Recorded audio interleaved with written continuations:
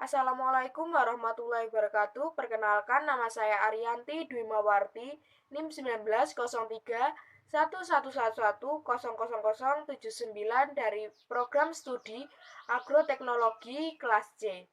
Di sini saya akan memaparkan mengenai perhitungan erosi menggunakan metode USLI.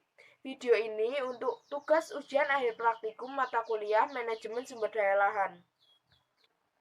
Topik pembahasan yang pertama mengenai konsep erosi. Erosi tanah adalah suatu proses atau peristiwa hilangnya lapisan permukaan tanah atas, baik disebabkan oleh pergerakan air maupun angin. Proses erosi ini dapat menyebabkan merosotnya produktivitas tanah, daya dukung tanah, dan kualitas lingkungan hidup. Erosi terjadi karena pukulan butir air hujan yang langsung mengenai tanah sehingga tanah terdispersi menjadi bagian-bagian kecil dan ditransportasikan ke tempat lain oleh aliran permukaan. Hilangnya tanah lapisan atas yang subur dan mempunyai kandungan bahan organik serta unsur hara yang banyak sehingga produktivitas tanah menurun dan tanah kehilangan kemampuannya dalam mengatur keseimbangan air. Tanah yang tererosi diangkut oleh aliran permukaan dan akan diendapkan di tempat-tempat aliran permukaan yang lambat seperti sungai, saluran-saluran irigasi, waduk, danau, dan muara sungai. Hal ini akan berdampak pada mendangkalnya sungai sehingga mengakibatkan semakin seringnya terjadi banjir pada musim hujan dan kekeringan pada musim kemarau. Selanjutnya yaitu faktor-faktor penyebab erosi. Terdapat 4 hal yang menyebabkan erosi. Yang pertama yaitu iklim.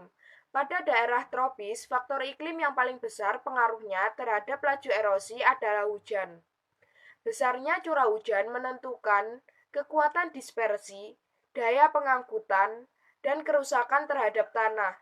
Intensitas dan besarnya curah hujan menentukan kekuatan dispersi terhadap tanah. Jumlah curah hujan rata-rata yang tinggi tidak menyebabkan erosi jika intensitasnya rendah. Demikian pula, intensitas hujan yang tinggi tidak akan menyebabkan erosi bila terjadi dalam waktu yang singkat karena tidak tersedianya air dalam jumlah besar untuk menghanyutkan tanah. Sebaliknya, jika jumlah dan intensitasnya tinggi akan menyebabkan erosi yang besar.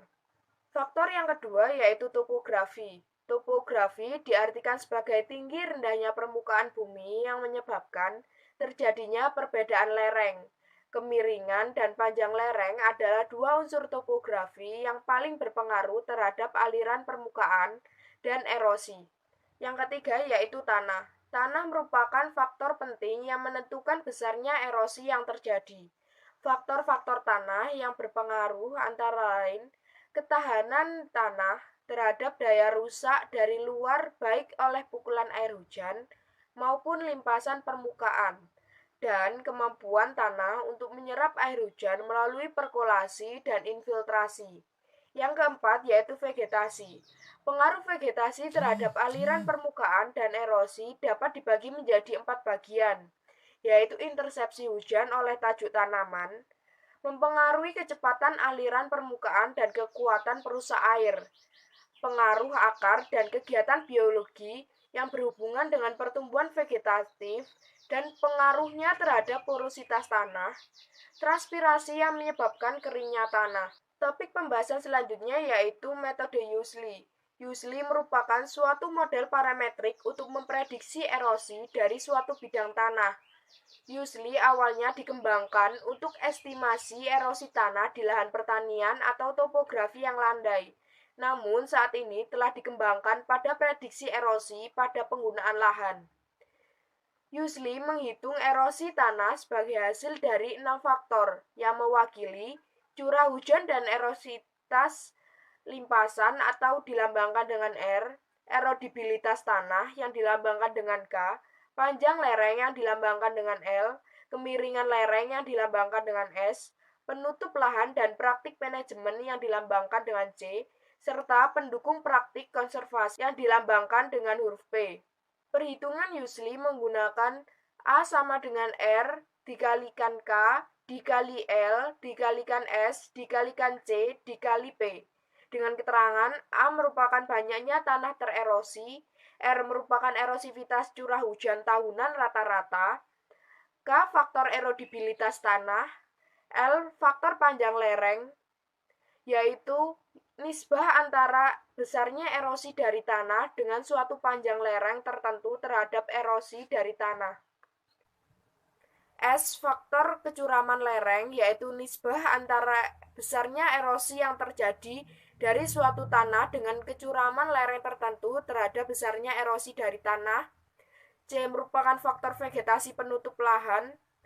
Dan pengelolaan tanah, yaitu nisbah antara besarnya erosi dari suatu tanah dengan vegetasi penutup dan pengelolaan tanaman tertentu terhadap besarnya erosi tanah dari tanah yang identik tanpa tanaman.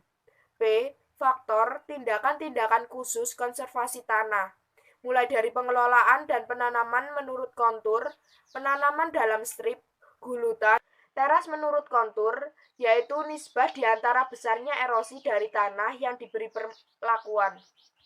Sekian dari penjelasan saya, kurang lebihnya mohon maaf. Wassalamualaikum warahmatullahi wabarakatuh.